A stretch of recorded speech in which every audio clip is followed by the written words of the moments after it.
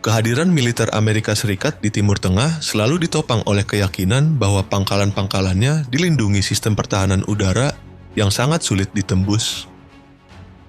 Namun, perkembangan perang pada 2026 mulai menguji anggapan tersebut. Iran melancarkan serangan menggunakan drone, Shahed dan rudal ke fasilitas militer Amerika di Pelabuhan Abdullah, Kuwait. Rentetan serangan itu memicu ledakan serta kebakaran di kawasan logistik yang digunakan pasukan AS. Teheran menyebut operasinya berhasil menembus pertahanan Amerika. Di sisi lain, Washington menegaskan sebagian besar ancaman telah berhasil dicegat.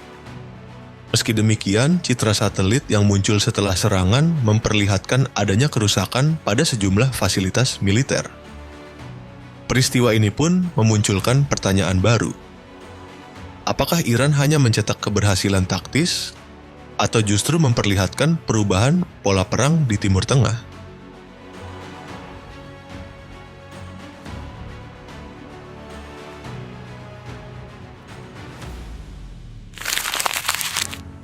Di tengah meningkatnya ketegangan militer, harapan terhadap penyelesaian melalui diplomasi semakin memudar. Nota Kesepahaman atau MOU yang sebelumnya menjadi dasar hubungan Amerika Serikat dan Iran perlahan kehilangan arti. Berbagai komitmen yang pernah disepakati mulai ditinggalkan. Washington kembali memperketat sanksi terhadap ekspor minyak Iran, memperbesar kehadiran militernya di kawasan, sekaligus melanjutkan operasi terhadap target-target Iran. Sementara itu, aset Iran yang sempat dijanjikan akan dicairkan juga belum menunjukkan perkembangan. Perubahan itu semakin jelas setelah Donald Trump menyatakan bahwa gencatan senjata dengan Iran telah berakhir dan tidak ada lagi alasan bagi Washington untuk mempertahankan kesepakatan tersebut. Walaupun Teheran tidak pernah secara resmi menyatakan MOU telah gugur, situasi di lapangan memperlihatkan kenyataan yang berbeda. Ketika rudal kembali diluncurkan dan operasi militer berlanjut, nasib sebuah kesepakatan tidak lagi ditentukan oleh isi dokumen, melainkan oleh tindakan kedua pihak di medan konflik. Setelah Donald Trump menyatakan bahwa gencatan senjata dengan Iran telah berakhir, Washington bergerak cepat. Pada 10 Juli, Gedung Putih secara resmi memberitahu Kongres bahwa operasi militer Amerika terhadap Iran kembali dijalankan. Pemerintah AS menyebut keputusan itu diambil sebagai respons atas serangan Iran terhadap pelayaran komersial di Selat Hormuz, sekaligus untuk melindungi kepentingan Amerika dan negara-negara sekutunya di kawasan. Gelombang serangan pertama langsung menyasar sejumlah wilayah di Iran, termasuk Ahvaz, Bushehr, Bandar Abbas, Chabahar, Kermanshah, serta beberapa titik lainnya. Namun, perhatian terbesar tertuju pada Pulau Qesem dan Pangkalan Udara Omidyeh. Menurut berbagai laporan, serangan di Pulau Qesem menargetkan sistem pertahanan udara, peluncur rudal, serta kapal-kapal cepat milik Garda Revolusi Iran atau IRGC. Sementara itu, Pangkalan Udara Omidyeh yang berada di Provinsi Khuzestan ikut menjadi sasaran. Pangkalan tersebut merupakan salah satu markas utama jet tempur F-4 Phantom milik Angkatan Udara Iran. Letaknya yang berada di jantung kawasan industri minyak memperlihatkan bahwa operasi Amerika tidak hanya berfokus pada sasaran militer, tetapi juga lokasi yang memiliki nilai strategis tinggi. 3 hari kemudian, tepatnya pada 13 Juli, Komando Pusat Amerika Serikat atau CENTCOM mengumumkan telah menyelesaikan gelombang serangan berikutnya yang berlangsung sekitar 5 jam. Operasi kali ini menjangkau Bushehr, Chabahar, Jas, Konarak, Pulau Abu Musa, hingga Bandar Abbas. Sasaran utamanya meliputi sistem pertahanan pesisir, fasilitas rudal dan drone, serta kemampuan maritim Iran dengan tujuan mengurangi kapasitas Teheran mengancam jalur pelayaran di Selat Hormuz. Sorotan lain datang dari penggunaan USV atau kapal tanpa awak bermuatan peledak untuk menyerang fasilitas pelabuhan di Bandar Abbas. Langkah ini disebut sebagai salah satu penggunaan tempur pertama teknologi tersebut oleh militer Amerika, menandai bahwa bukan hanya skala operasi yang meningkat, tetapi juga cara perang modern terus mengalami perubahan.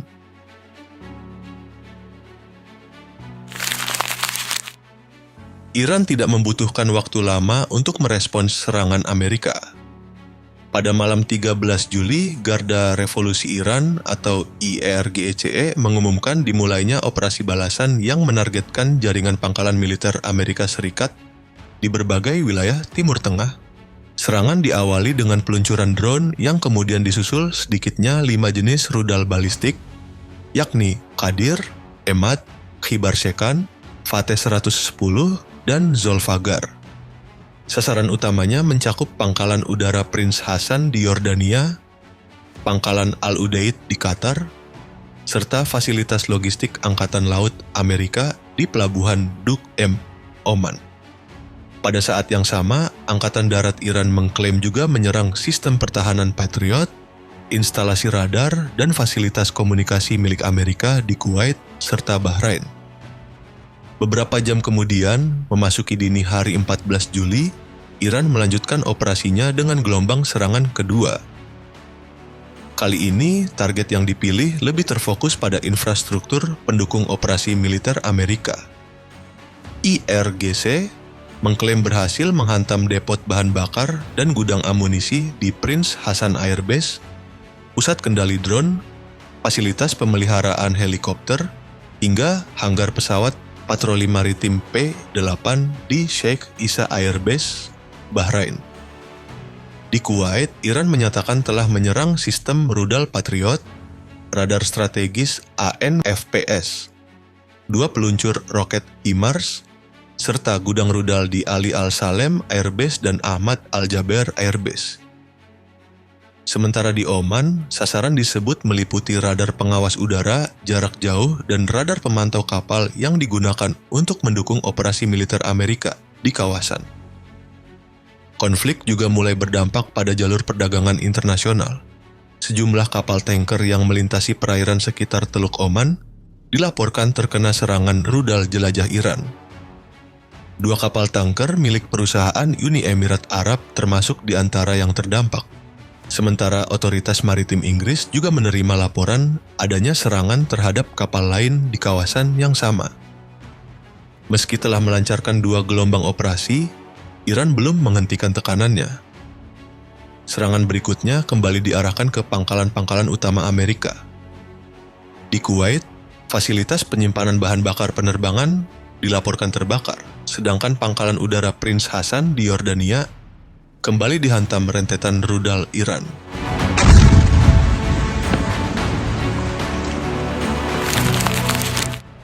Ketegangan antara Amerika Serikat dan Iran perlahan mulai melibatkan aktor-aktor lain. Salah satu perkembangan yang paling menyita perhatian terjadi pada 14 Juli ketika Rusia kembali mengirim pesawat pemerintah ke Iran. Penerbangan itu menjadi yang ketiga dalam waktu singkat dari Moskow menuju Teheran, memunculkan berbagai spekulasi mengenai intensitas komunikasi kedua negara. Sorotan utama tertuju pada Tu-214PU, pesawat komando udara milik Rosia Special Flight Squadron, satuan elit yang juga melayani penerbangan Presiden Vladimir Putin. Pesawat ini bukan sekadar alat transportasi. Tu-214PU dirancang sebagai pusat komando bergerak yang memungkinkan para pemimpin Rusia tetap mengendalikan komunikasi strategis dan operasi militer, bahkan dalam situasi darurat berskala besar, termasuk skenario perang nuklir. Hingga kini, Moskow belum menjelaskan tujuan penerbangan tersebut. Namun, waktunya yang bertepatan dengan dimulainya kembali operasi militer Amerika terhadap Iran memunculkan dugaan bahwa Rusia sedang memperkuat koordinasi strategis dengan Teheran, meski belum ada bukti bahwa Kremlin akan ikut terlibat langsung dalam konflik. Di saat bersamaan, ketegangan juga menjalar ke Yaman. Arab Saudi melancarkan serangan udara ke Bandara Sanaa, sementara kelompok Houthi membalas dengan rudal balistik dan drone yang menargetkan Bandara Internasional Abha. Perkembangan ini menunjukkan bahwa dampak konflik tidak lagi terbatas di kawasan Teluk Persia, tetapi mulai merambah wilayah Laut Merah.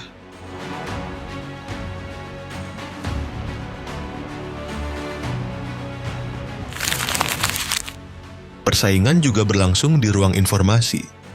Meninggalnya Senator Amerika Lindsey Graham memicu berbagai teori konspirasi di media sosial yang mengaitkannya dengan Rusia maupun Iran. Hingga saat ini, tidak ada bukti yang mendukung tuduhan tersebut. Sementara itu, Menteri Luar Negeri Iran, Abbas Araghchi, menyindir rencana Donald Trump yang ingin mengenakan biaya 20% bagi kapal yang melintasi Selat Hormuz. Menurutnya, Iran selama ini berperan menjaga keamanan jalur tersebut, sehingga justru Teheran yang layak memperoleh kompensasi. Dalam hitungan hari, konflik ini berkembang menjadi eskalasi terbesar sejak MOU diberlakukan. Amerika dilaporkan melancarkan lebih dari 140 serangan terhadap sasaran di Iran. Sebagai balasan, Teheran mengerahkan puluhan rudal balistik dan drone ke pangkalan-pangkalan Amerika di Yordania, Kuwait, Bahrain, Qatar, Oman, hingga kawasan Selat Hormuz.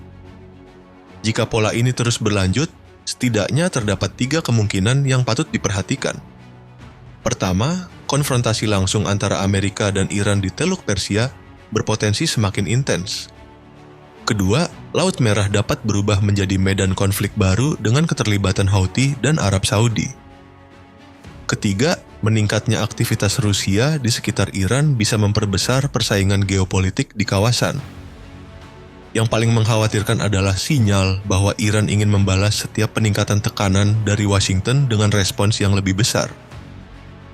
Bahkan, sejumlah analis menilai Teheran bisa saja mempertimbangkan serangan pendahuluan apabila meyakini aksi militer Amerika berikutnya tidak lagi dapat dihindari. Bila skenario itu benar-benar terjadi, risiko konflik yang lebih luas akan semakin sulit dikendalikan.